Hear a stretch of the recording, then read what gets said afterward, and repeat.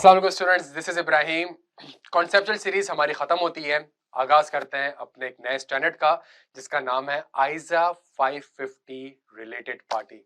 Sir ये standard पढ़ क्यों रहे हैं हम? सोचने वाला सवाल है, पढ़ क्यों रहे हैं? सर एक काम करते हैं, हमारे पास जो वो ऑडिट के 5 एलिमेंट्स हैं ना, जल्दी से उसको सामने रखते हैं। सर इस एलिमेंट में आपको एक दिख रहा है IFRS है, और IFRS रिलेटेड पार्टी के ऊपर एक IS जो है वो मौजूद है, IS 24।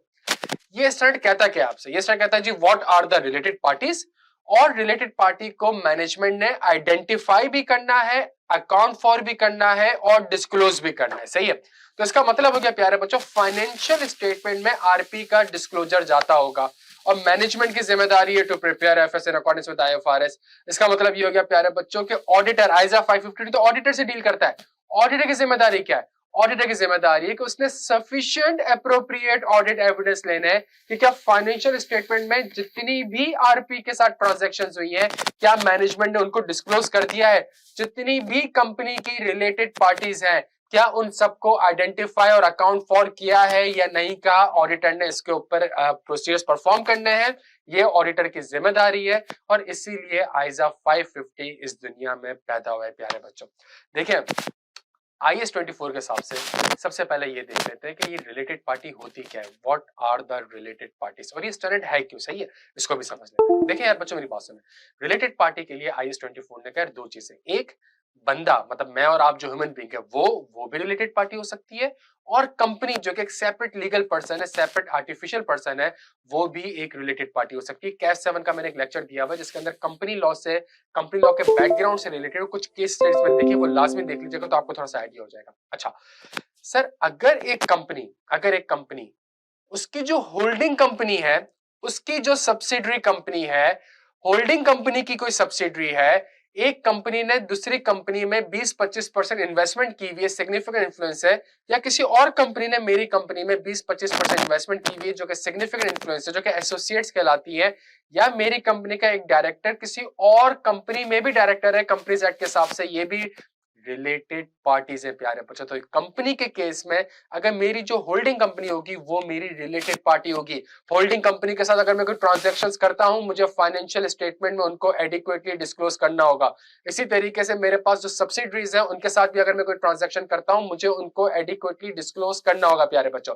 सबसे इंपॉर्टेंट चीज क्या है? सबसे इंपॉर्टेंट चीज ये है कि हमारे पास अगर मैं एक और क्राइटेरिया देखूं, वो क्राइटेरिया है पर्सन का, कि मैं एज अ ह्यूमन बीइंग भी एक कंपनी का रिलेटेड पार्टी हो सकता हूं। पर्सन में उसने कहा आप या आपके close family member. Close family member कौन? क्लोज फैमिली मेंबर में आपके आपके बच्चे आ गए, आपकी बेगम आ गई और आपके डिपेंडेंट्स आ गए। ठीक है, अगर कोई डिपेंडेंट है आपका वो आ गए। आप या आपके ये बच्चे, बेगम, डिपेंडेंट्स अगर किसी कंपनी को कंट्रोल करते हैं या ज्वाइंट कंट्रोल करते हैं या उस कंपनी पे इनके ऊपर सिग्निफिकेंट इन्फ्लुएंस है, तो वो कंपनी और आप भी रिलेटेड पार्टी कहलाओगे। या अगर वो ह्यूमन बीइंग उस कंपनी का की मैनेजमेंट पर्सनल है, सही है, लेट्स से डायरेक्टर है उस कंपनी का, या for example chief executive officer है, तो ये लोग भी रिलेटेड पार्टीज कहलाएंगे। स्टैंडर्ड आपसे सिर्फ इतना कहता है, इनको आइडेंटिफाई कर लो। IS 24 आपसे कहता है खुदा का वास्ता इनको आइडेंटिफाई कर लो और इनके साथ आप ट्रांजैक्शन जो आपने की है उसको एडिक्वेटली डिस्क्लोज कर दो, ताकि पता चल जाए दुनिया को, बकिया शेयर होल्डर्स को, कि यार इस कंपनी के पास, इस कंपनी के ये रिलेटेड पार्टीज हैं और इन रिलेटेड पार्टी के साथ इसने ये ट्रांजैक्शंस की है। मैं एक छोटी सी एग्जांपल आपके सामने रखता हूं, सुनिएगा इसको। एक कंपनी है, उसका रेवेन्यू 100 रुपए का, उसके कॉस्ट ऑफ सेल्स 80 रुपए के, उसकी इम्पेयरमेंट ऑफ इन्वेंट्री 10 रुपए की, उसके इम्पेयरमेंट ऑफ रिसीवेबल 10 रुपए के, और उसके कुछ रिपेयर एंड मेंटेनेंस 10 रुपए के, कुल मिला के जो कंपनी का लॉस आया वो 10 रुपए का लॉस आया। याद आ रहा है पहली क्लास का एग्जांपल? वही एग्जांपल है 10 रुपए का। अब उसको पता है मैं रिपेयर एंड मेंटेनेंस में कुछ छेड़छाड़ी करूंगा, ऑडिटर आके पकड़ लेगा। मैं इम्पेयरमेंट ऑफ इन्वेंट्री में कोई छेड़छाड़ी करूंगा, ऑडिटर आके पकड़ेगा। वो कहता है यार मेरी एक रिलेटेड पार्टी है सब्सिडी, क्यों ना मैं उसको 10 रुपए का माल 20-25 रुपए का बेच देता हूं। सही है, और सब्सिडी है, मैं कंट्रोल करता हूं, बेचारी कुछ कह भी नहीं सकेगी। इस तरीके से मैं अपने रेवेन्यू को थोड़ा सा बढ़ा लेता हूं। सही है, तो कंपनी ने एग्जैक्टली यही हरकत करी। रेवेन्यू 100 रुपए का था, मजीद एक ऐसी गुड्स सब्सिडी को बेच दी, उसको कहा यार बस ऐसे ही रख लो अपने पास, बाद में हिसाब किताब करते हैं। 100 10-15 रुपए की चीज 25-30 रुपए की उसको बेच दी प्यारे बच्चों, और आराम से इस कंपनी का रेवेन्यू 100 रुपए से 130 रुपए पे हो गया। कंपनी के प्रॉफिट्स आना भी स्टार्ट हो गए। शेयरहोल्डर ने देखा, शेयरहोल्डर ने कहा वाह क्या कंपनी है, प्रॉफिटेबल है।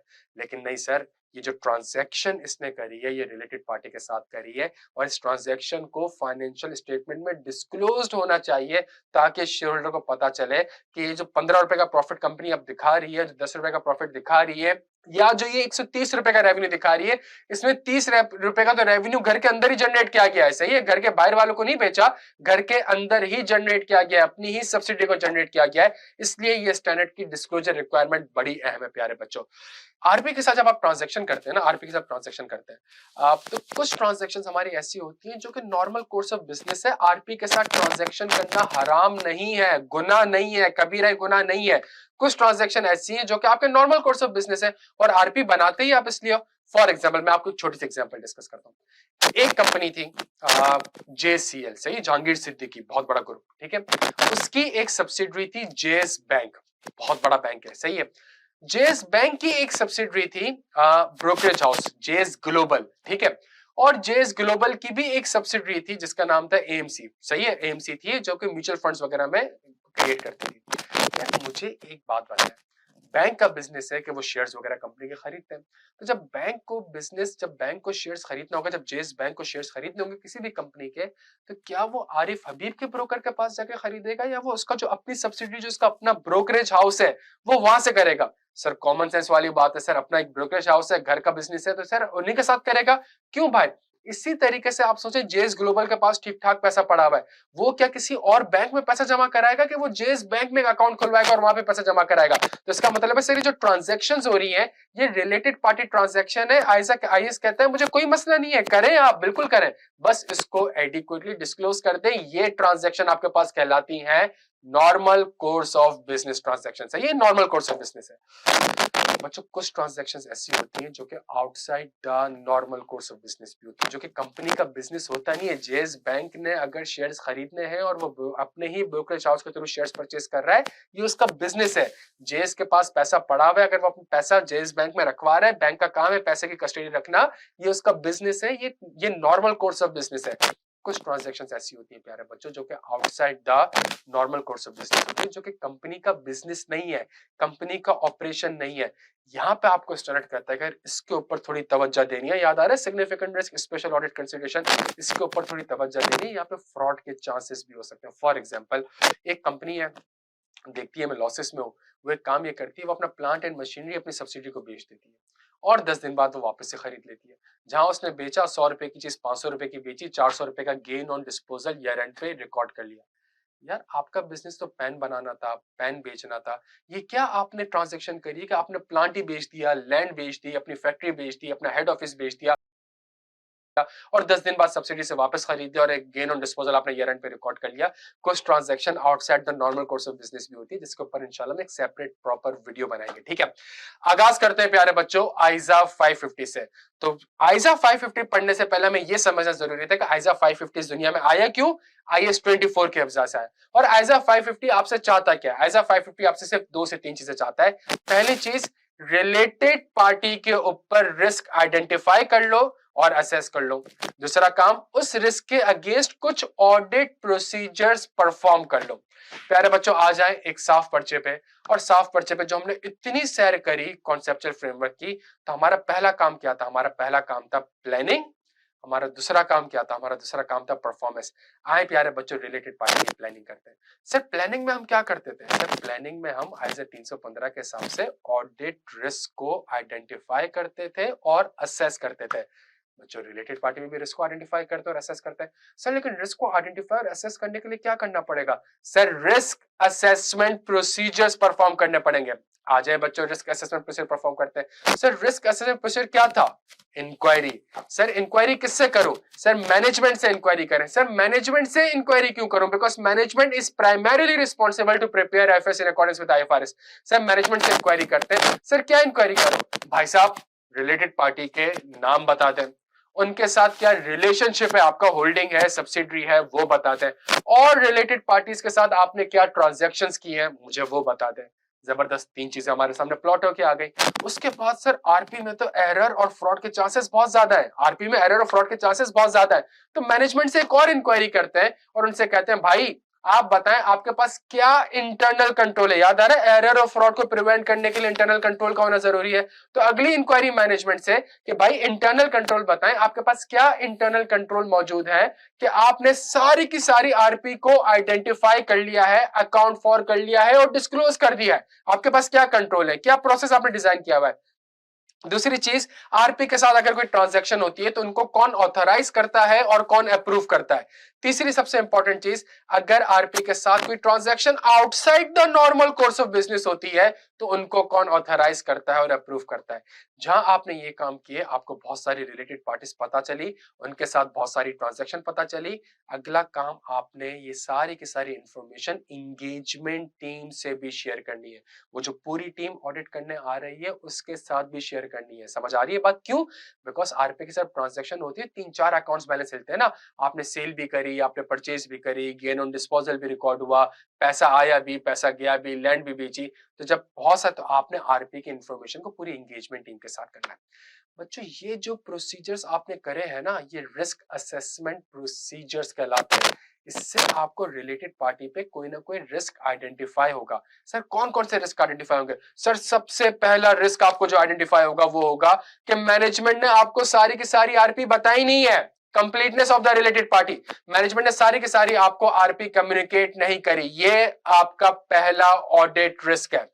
सर दूसरा रिस्क, सर मैनेजमेंट ने आरपी तो आपको सारी की सारी बता दी है लेकिन उनमें से कुछ ट्रांजैक्शंस ऐसी हैं जो कि outside the normal course of business है। सही है। सर तीसरा रिस्क, सर रिस्क ये कि आरपी की ट्रांजैक्शंस तो बताई है मैनेजमेंट ने आपको लेकिन उसको एडिक्वेटली डिस्क्लोज नहीं किया फाइनेंशियल स्टेटमेंट में। और प्यारे बच्चों चौथा रिस्क, आरपी के जब एक आरपी है तो मेरे पास अपॉर्चुनिटी मौजूद है कि मैं आरपी के साथ मिलकर फ्रॉड कर सकता हूं। रिलेटेड मैंने कुछ एग्जांपल आपके साथ डिस्कस करी है, मैं रिलेटेड पार्टी के साथ ट्रांजैक्शंस करके फ्रॉड कर सकता हूं। ये 4 ऑडिट रिस्क प्यारे बच्चों मेरे पास आइडेंटिफाई हो गए। इसमें से जो मेरा सिग्निफिकेंट रिस्क होगा, ये जो आरपी के साथ ट्रांजैक्शन फ्रॉड वाली है, फ्रॉड हमेशा सिग्निफिकेंट रिस्क होगा। याद आ रहा है प्यारे, 315 में हमने पढ़ा था। और सेकंड चीज, ये जो outside the normal course of business है, इसको भी आपने ट्रीट करना है एक सिग्निफिकेंट रिस्क। प्यारे बच्चों प्लानिंग यहाँ पे खत्म हो गई। प्लानिंग का पर्पस था ऑडिट रिस्क को आइडेंटिफाई करना और ऑडिट रिस्क को असेस करना। अल्हम्दुलिल्लाह रिलेटेड पार्टी के ऊपर ऑडिट रिस्क आइडेंटिफाई भी कर ली है और ऑडिट रिस्क असेस भी कर लिया। अगला काम परफॉर्मेंस फेज। परफॉर्मेंस फेज में प्यारे बच्चों इन्हीं रिस्क के अगेंस्ट मुझे कुछ ऑडिट प्रोसीजर्स परफॉर्म करने पड़ेंगे। सही है। फॉर एग्जांपल मेरा पहला रिस्क कि मैनेजमेंट ने सारी की सारी आरपी कम्युनिकेट नहीं करी होगी। Completeness of the related party, management ने सारी की सारी आरपी कम्युनिकेट नहीं करी। मैं एज एन ऑडिटर क्या करूं? मैं एक काम ये करता हूं, मैं इन्वेस्टमेंट रजिस्टर देखता हूं। मैं एक काम ये करता हूं, मैं शेयर होल्डर रजिस्टर देखता हूं। मैं एक काम ये करता हूं, मैं minutes of the meeting of board of directors देखता हूं। मैं एक काम ये करता हूं कि मैं लीगल मैं इनवॉइसेस और कंफर्मेशंस वगैरह देखता हूं। इससे मुझे कोई न्यू रिलेटेड पार्टी आइडेंटिफाई हो जाएगी। प्यारे बच्चों थोड़ा सब्र करिएगा, क्यों ये प्रोसेस परफॉर्म कर रहा हूं आपको मैं इसकी लॉजिक एक्सप्लेन करता हूं। सही है। इसी तरीके से मेरे पास दूसरा जो रिस्क है वो रिस्क ये है कि यार मैनेजमेंट ने कुछ ट्रांजैक्शन करी है जो कि outside the normal course of business है। बच्चों जब outside the normal course of business है तो मैं फौरन से एग्रीमेंट को इंस्पेक्ट करूंगा। इंस्पेक्ट द एग्रीमेंट, और एग्रीमेंट को इंस्पेक्ट करूंगा क्यों? To evaluate. मुझे क्या इवैल्यूएट करना है? मुझे इसके बिजनेस रैशनल को इवैल्यूएट करना है। तो सर बाकी ट्रांजैक्शन में क्यों नहीं बिजनेस? सर बाकी ट्रांजैक्शन बिजनेस रैशनल को इसलिए इवैल्यूएट नहीं कर रहा because of transaction normal course of business है। मैं क्यों उससे पूछूं कि भाई तुम अगर शेयर्स खरीद रहे हो तो अपनी सब्सिडी से क्यों खरीद रहे हो? उसका बिजनेस है ये करना। सर चूंकि transaction outside the normal course of business है, मुझे एग्रीमेंट्स को इंस्पेक्ट करना पड़ेगा ताकि मुझे पता चले कि इस ट्रांजैक्शन का बिजनेस रैशनल है क्या। सही है। अगली चीज, जो एग्रीमेंट में लिखा हुआ है और जो मैनेजमेंट ने मुझसे कहा है, क्या वो दोनों चीज आपस में कंसिस्टेंट है भी या नहीं? जो मैनेजमेंट कह रही है और जो एग्रीमेंट में लिखा हुआ है, क्या वो दोनों चीजें आपस में कंसिस्टेंट है? प्लस जो एग्रीमेंट में लिखा हुआ है, क्या उसी को मैनेजमेंट ने फाइनेंशियल स्टेटमेंट में एडिक्वेटली डिस्क्लोज किया भी है या नहीं किया? और एक और प्रोसेस में करूंगा, चूंकि transaction outside the normal course of business है तो क्या उसको अप्रोप्रिएटली ऑथराइज्ड एंड अप्रूव्ड हुआ भी है कि नहीं हुआ? क्या बोर्ड ऑफ डायरेक्टर ने, सीनियर मैनेजमेंट ने इस ट्रांजैक्शन को ऑथराइज करी भी है कि नहीं करी? प्यारे बच्चों तीसरा मेरे पास रिस्क है कि कुछ ट्रांजैक्शन ऐसी है जो कि मैनेजमेंट ने क्या ट्रांजैक्शन को एडिक्वेटली डिस्क्लोज किया भी है, बताया तो है मुझे, लेकिन क्या उन आरपीस की ट्रांजैक्शन को फाइनेंशियल स्टेटमेंट में एडिक्वेटली डिस्क्लोज किया, तो मैं क्या काम करूं? सर मैं एक काम ये करता हूं, मैं रिलेटेड पार्टी से कंफर्मेशन ले लेता हूं, सही है कि भाई क्या ये ट्रांजैक्शन हुई भी है कि नहीं हुई। ट्रांजैक्शन जो एफएस में डिस्क्लोज हो रही है तो क्या डिस्क्लोज होंगे, टर्म्स एंड कंडीशन। तो टर्म्स एंड कंडीशन को कैसे वेरीफाई कर सकता हूं? मैं रिलेटेड पार्टी से कंफर्म कर सकता हूं। बीच में कोई इंटरमीडियरी इन्वॉल्व होगा, बैंक, लॉयर, गारंटर, उनसे कंफर्म कर सकता हूं कि भाई आरपी के साथ यही ट्रांजैक्शन हुई है कि नहीं हुई। और तीसरी सबसे इंपॉर्टेंट चीज प्यारे बच्चों, आरपी का भी तो ऑडिट होता होगा। लेट्स अगर वो सब्सिडरी कंपनी है तो उसके ऑडिटेड फाइनेंशियल स्टेटमेंट देख लूंगा और चेक कर लूंगा कि क्या आप वहां पे ट्रांजैक्शन को एडिक्वेटली डिस्क्लोज किया भी है या फिर नहीं किया। अगला रिस्क मेरे पास फ्रॉड का, क्या आरपी के साथ फ्रॉड भी तो हो सकता है, तो मैं क्या प्रोसीजर परफॉर्म करूं कि यार कहीं फ्रॉड तो नहीं करी मैनेजमेंट आरपी के साथ मिलके, सही है, वही सेल्स बढ़ा दी, एक्सपेंसेस कम रिकॉर्ड कर लिए। तो सर मैं इंक्वायरी कर सकता हूं मैनेजमेंट से, मैं इंक्वायरी कर सकता हूं दोस्त जावेद गवर्नेंस से, मैं इंक्वायरी कर सकता हूं रिलेटेड पार्टी से, और मैं सिग्निफिकेंट कॉन्ट्रैक्ट्स को इंस्पेक्ट कर सकता हूं। प्यारे बच्चों यहाँ पे हमारे पास परफॉर्मेंस प्रोसीजर्स भी खत्म हो जाते हैं कि जो रिस्क मैंने आइडेंटिफाई करे प्लानिंग फेज में, उनके अगेंस्ट मुझे ये ऑडिट प्रोसीजर्स परफॉर्म करने पड़ेंगे। जो पहला रिस्क था कि मैनेजमेंट ने शायद सारी की सारी आरपी आपको कम्युनिकेट नहीं की होगी, सही है, तो उसके लिए आपने कुछ प्रोसीजर्स परफॉर्म करे। वो प्रोसीजर्स क्या थे? वो इन्वेस्टमेंट रजिस्टर था, वो शेयर होल्डर रजिस्टर। तो ये प्रोसीजर्स आप परफॉर्म कर क्यों रहे थे? बिकॉज इससे आपको कोई न्यू रिलेटेड पार्टी आइडेंटिफाई हो सकती है। कैसे? थोड़ा सा आप वेट करें, मैं आपको एक्सप्लेन करता हूँ। तो सर अगर ये इन्वेस्टमेंट रजिस्टर और शेयर होल्डर रजिस्टर देख के आपको कोई रिलेटेड पार्टी आइडेंटिफाई हो गई, तो अब आप क्या करेंगे? अब आप क्या करेंगे प्यारे बच्चों? फौरन से इस रिलेटेड पार्टी का नाम पूरी एंगेजमेंट टीम को कम्युनिकेट करूंगा, मैनेजमेंट से रिक्वेस्ट करूंगा कि इस रिलेटेड पार्टी के साथ जितनी भी ट्रांजैक्शन हुई है सारी की सारी मुझे कम्युनिकेट करो। मैनेजमेंट से इंक्वायर करूंगा कि आपके इंटरनल कंट्रोल इतने इनइफेक्टिव क्यों थे कि इस रिलेटेड पार्टी को आइडेंटिफाई नहीं कर सके, और ये जो न्यू रिलेटेड पार्टी आई है इसके ऊपर मैं ऑडिट प्रोसीजर परफॉर्म करूंगा। सर अगर एक न्यू रिलेटेड पार्टी मुझे आइडेंटिफाई हो गई तो 10 और हो सकती है। मैं अपने रिस्क असेसमेंट को रिवाइज करूंगा और उसके अगेंस्ट मजीद ऑडिट प्रोसीजर परफॉर्म करूंगा। और अगर मुझे लगता है मैनेजमेंट ने जानबूझ के ये रिलेटेड पार्टी मुझसे छुपाई थी, तो मैं फौरन से आइजा 240 फ्रॉड की इंप्लीकेशंस को इवैल्यूएट करूंगा। प्यारे बच्चों यहाँ पे हमारे पास 95% आइजा 550 आधे घंटे के अंदर खत्म होता है। लेकिन प्यारे बच्चों सबसे इंपॉर्टेंट चीज दी लिंकिंग। थोड़ा समझने की कोशिश करेगा, अगले 5 मिनट बड़े इंपॉर्टेंट है, मेरी बात समझने की कोशिश करिएगा।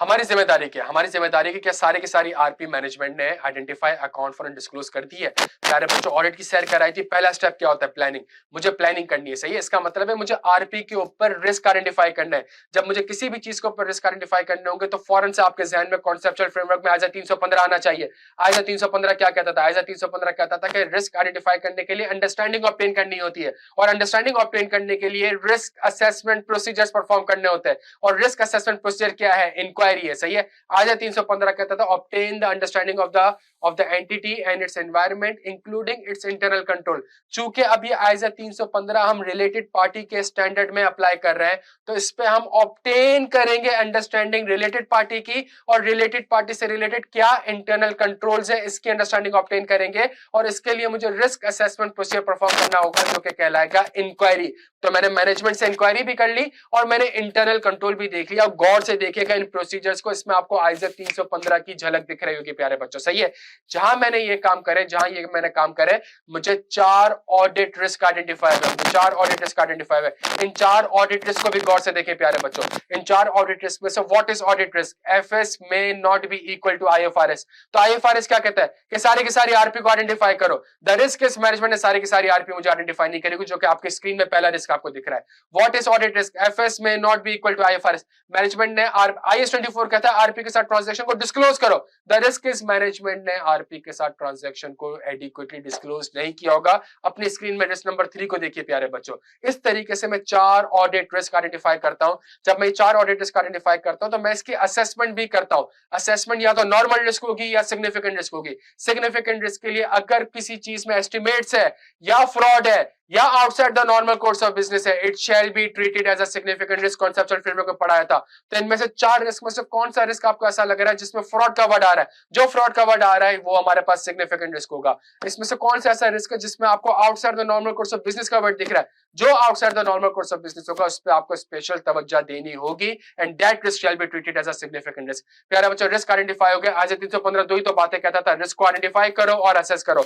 अल्हम्दुलिल्लाह आज 315 वाली चीजें हमने आज 550 में अप्लाई कर दी, जहां हमारे पास रिस्क आइडेंटिफाई हो गए, रिस्क असेस हो गए। अगली सबसे इंपॉर्टेंट चीज, अब प्रोसीजर्स परफॉर्म करने हैं ताकि sufficient appropriate audit evidence obtain कर सको। पहला जो रिस्क आपके सामने आ रहा है कि मैं इन्वेस्टमेंट रजिस्टर देखूंगा, मैं शेयर होल्डर रजिस्टर देखूंगा। सर इन प्रोसीजर की लॉजिक क्या है? सर थोड़ी देर के लिए अपने सामने वो आरपी की डेफिनेशन को सामने रखें। सर आरपी की डेफिनेशन में मैं अगर जो मेरी होल्डिंग कंपनी होगी वो मेरी रिलेटेड पार्टी है, जो मेरी सब्सिडरी कंपनी होगी वो मेरी रिलेटेड पार्टी है। मैंने किसी कंपनी में इन्वेस्टमेंट करी है 20-25%, या किसी कंपनी ने मेरी कंपनी में 20-25% इन्वेस्टमेंट करी जो कि एसोसिएट्स है, वो मेरी रिलेटेड पार्टी है। प्यारे बच्चों, अगर मैंने किसी कंपनी में इन्वेस्टमेंट करी है तो एज एन ऑडिट, और वो मेरी रिलेटेड पार्टी है, तो एज एन ऑडिटर मैं इन्वेस्टमेंट रजिस्टर ही तो देखूंगा ताकि रिलेटेड पार्टी आइडेंटिफाई कर सकूं।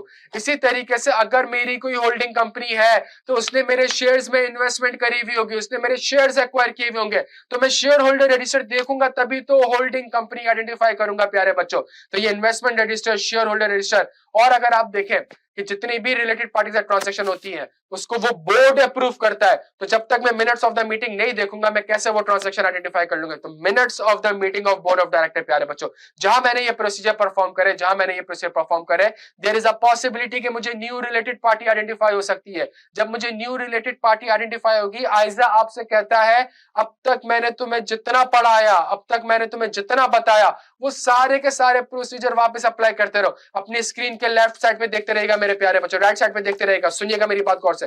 जहां आपको कोई न्यू रिलेटेड पार्टी आइडेंटिफाई हो गई, फॉर एग्जांपल प्लानिंग फेज में मैनेजमेंट ने कहा मेरी तो एक ही रिलेटेड पार्टी है ए, सही है, और उसके साथ मैंने सिर्फ करी है सेल्स, और वो है मेरी holding company, relationship holding company. लेकिन अगर आपको कोई एक और रिलेटेड पार्टी बी आइडेंटिफाई हो गई जो कि आपकी सब्सिडरी है या एसोसिएट है, आप फौरन से ये नाम अपनी एंगेजमेंट टीम को कम्युनिकेट करोगे। आपने तो अब तक सिर्फ ए कम्युनिकेट किया हुआ था, अब आपको बी भी कम्युनिकेट करना पड़ेगा। आप फौरन से मैनेजमेंट के पास जाओगे, मैनेजमेंट को बोलोगे कि भाई इस बी के साथ जितनी भी